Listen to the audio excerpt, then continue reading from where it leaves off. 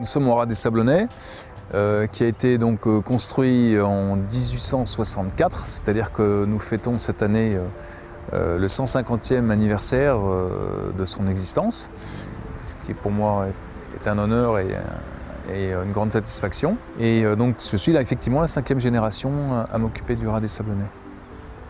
En 1990, quand mon père avait perdu un peu de sa foi dans l'activité, moi je suis arrivé avec à peine ma trentaine d'années et le feu sacré que j'ai toujours.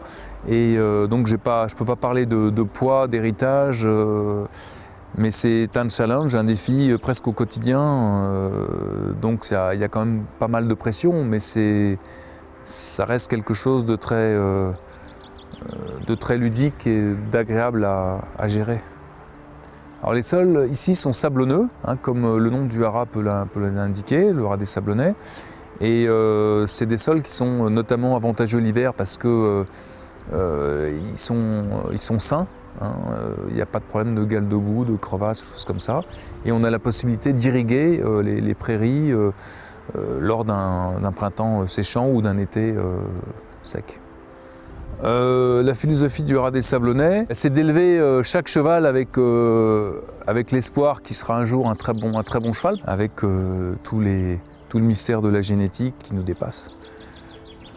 Le cheval peut-être le plus marquant, ça a été le marmot que mon père a fait naître, qui était second de l'Arc de Triomphe de Sri Troikas. À mon actif récemment, il y a le cheval Salé là, qui doit courir la poule d'essai des poulains, qui est un bon cheval. Il y a eu Spirito del Vento, il y a eu Maran, Marinus, qui ont été 2 gagnants de Grand Prix de Deauville.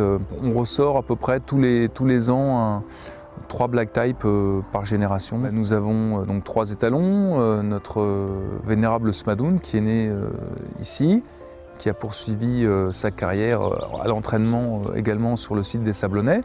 Nous avons Barra Straight aussi qui débute, dont la première production à 3 ans. Et qui peut se révéler un bon étalon d'obstacle, car c'est le même courant de sang que Polyglotte, donc on a des espoirs sur cette production. Et puis il y a Spirit One aussi qui est là depuis 1 an et qui saillit un bon nombre de juments et qui est un cheval qui a beaucoup d'influx et dans lequel on a des espoirs. Oui. Depuis quelques années, j'ai développé mon effectif personnel, ma jumenterie. Je vais probablement réduire d'ici la fin de l'année. Je vais pas mal à l'étranger pour y trouver des sangs dits commerciaux que j'aimerais bien évidemment trouver en France, mais c'est pas toujours le cas. Pour certaines juments, j'ai peut-être pas toujours le choix, mais je préférerais être plus chauvin.